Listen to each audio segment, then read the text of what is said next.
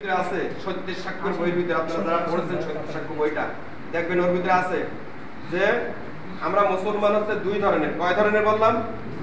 কয় ধরনের? একটা হচ্ছে বংশগত মুসলমান আর একটা হচ্ছে প্রকৃত মুসলমান। তা আমরা বংশগতভাবে মুসলমানদের ঘরে জন্মগ্রহণ করেছি তাই কিন্তু আমরা মুসলমান, একটা পরিচয়। আরেকটা পরিচয় হচ্ছে মুসলমান হতে হলে আপনাকে ঘোষণা দিতে হবে যে ওয়াকালা ইন্নানি মিনাল মুসলিমিন, আমি মুসলমানদের ভিতরে অন্তর্ভুক্ত। তার জন্য কাজ কি?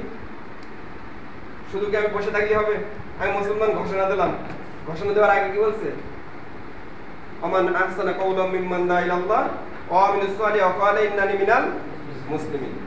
যে তার কথা আছে যে কার কথা উত্তম হতে পারে যে মানুষকে নেক আমলের দিকে ডাকে এবং বলে যে ওয়া ক্বালা ইন্নানি মিনাল মুসলিমিন, আমি মুসলমানদের ভিতরে অন্তর্ভুক্ত। আমি মানুষকে নেক আমলের দিকে ডাকবো না, আমি নিজের জায়গা থেকে নিজেকে ইসলামের জন্য বিলিয়ে দেব না, অথচ এবং ইসলামের ফরজ শরীয়তের ফরজ ওয়াজিব সমূহ পঙ্খানুপুঙ্খভাবে পালন করব না এবং সুন্নতকে আঁকড়ে ধরব না, অথচ আমি বলতে পারবো যে আমি ওয়াকালা ইন্নানি মিনাল মুসলিমিন।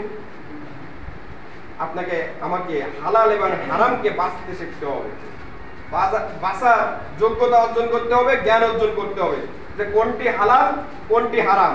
আজকে মনে করেন যে আমি আজকের এই বইটাকে এসেছি, বইটাকে আসার পরে আমি বক্তব্য কিন্তু 2-3 জনের শুনবো, অনেকের বক্তব্য শুনবো না, মানে আমাদের দায়িত্বশীলদের বক্তব্য শুনবো না। দায়িত্বশীলদের বক্তব্য কিন্তু এক একজন এক এক সাবজেক্টের উপরে কথা বলবে।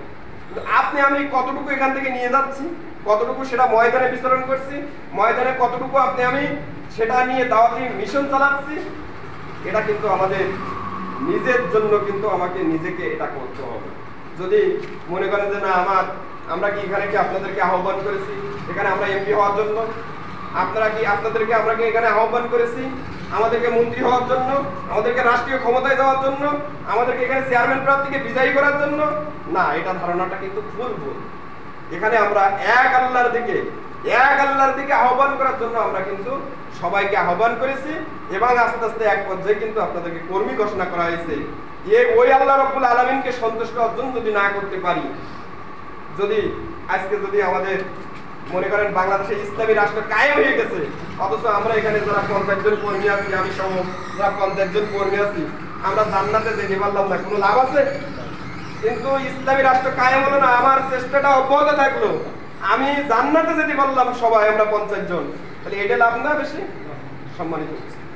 এজন্য আপনাদের কাছে অনুরোধ করব যে আমাদের নিজেদের পরিচয় নিজেদের জায়গা থেকে নিজেরা আল্লাহর কাছে তার খাঁটি মুমিন বান্দা হিসেবে উপস্থাপন করার জন্য যালিকাল কিতাবু লা রাইবা ফিহি হুদাল লিল মুত্তাকিন, এটা এমন একটি কিতাব যার ভিতরে কোনো সন্দেহ নেই। ওই কিতাবকে অনুসরণ করে ওই কিতাবে যা বলেছে আমি হাঁটবো কিভাবে, আমি চলবো কিভাবে, আমি চাকরি মানে যেখানে আমার কর্মসংস্থান ওখানে আমি কি ব্যবহার করব, কিভাবে আমি সাংসারিক জীবন পালন করব, কিভাবে পরিবারের সাথে কি ব্যবহার করব, এমনকি আজকের এই বইটাকে কি আদব আছে সেটাও কিন্তু কোরআনে কিন্তু আল্লাহ রাব্বুল আলামিন শিক্ষা দিয়েছে। এজন্য প্রিয় ভাইরা, আমি আপনাদের কাছে অনুরোধ করব যে আমাদের নিজেদের পরিচয় জানার জন্য আমার নিজের আত্মাকে গঠন করতে হবে, নিজেকে গঠন করতে হবে এবং নিজের স্রষ্টাকে জানার জন্য, এর ব্যাখ্যা কিন্তু আগে দিয়ে দিচ্ছি, নিজের স্রষ্টাকে জানার জন্য, তারপর দায়ীল আল্লাহর দায়িত্ব পালন করার জন্য। আল্লাহ রাব্বুল আলামিন বলেছে কুনতুম খায়রা উম্মাতিন উখরিজাত লিন-নাস তা'মুরুনা বিল মারুফ ওয়া তানহাউনা আনিল মুনকার।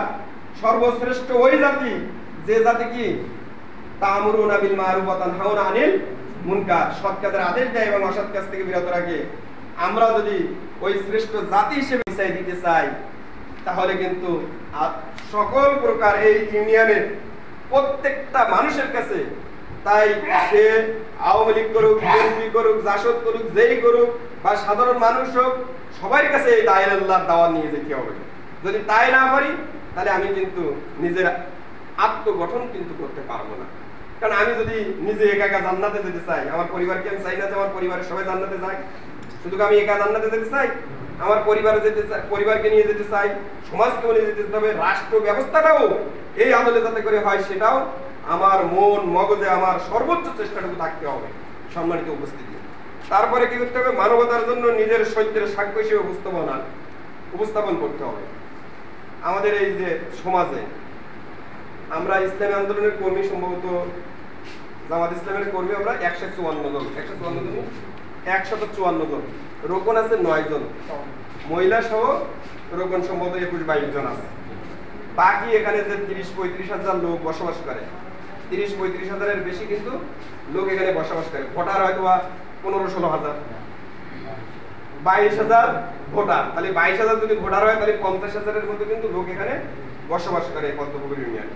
তাহলে এই ইউনিয়নের মানবতার কল্যাণের জন্য যেমনি আল্লাহ রাসূল সাল্লাল্লাহু আলাইহি সাল্লাম হিলফুল ফুজুল গঠন করার মধ্য দিয়ে মানবতার সেবায় নিয়োজিত হয়ে গিয়েছিল না, এইটাই প্রমাণ করে দিয়ে গিয়েছিল তোমরাও সংগঠন তৈরি করো, তৈরি করার মধ্য দিয়ে তোমরাও মানবতার সেবায় কি করো, নিয়োজিত হয়ে যাও। তাই ঠিক তদ্রূপ আমরা কিন্তু এই রাষ্ট্রীয় আমাদের মানে 4 দফা যে কর্মসূচি আছে, এই কর্মসূচির একটা অংশ কিন্তু রাষ্ট্রীয় সংস্কার ও সংশোধন। এই রাষ্ট্রীয় সংস্কারের ব্যাপারে আমরা প্রচেষ্টা চালিয়ে যাচ্ছি না? কর্মীদের মাথায় এটা আছে না, আপনাদের সবার মাথায়? সেটা কি শুধু কি উদ্যোতন দায়িত্বশীলরা চেষ্টা চালিয়ে যাবে? এই মানবতার সেবার জন্য আপনি ওয়ার্ড দায়িত্বশীল, আপনি ইউনিট দায়িত্বশীল, বা আপনি একটা ইউনিটের কর্মী, ওই অঞ্চলের যদি একজন যদি তাড়াতাড়ি অসুস্থ হয়ে পড়ে যায় তাহলে আপনি কর্মী হিসেবে তার পাশে যান। এই পাশে গেলে কি সংগঠনের তো উপকার হচ্ছেই, আবার আপনার নিজেও কি জান্নাত উপযোগী ব্যক্তি হিসেবে গড়ে উঠতে পারছি না? মানবতার সেবা আল্লাহ রাসূল সাল্লাল্লাহু আলাইহি ওয়াসাল্লাম করেছে না? সাহাবীগণ করেছে না?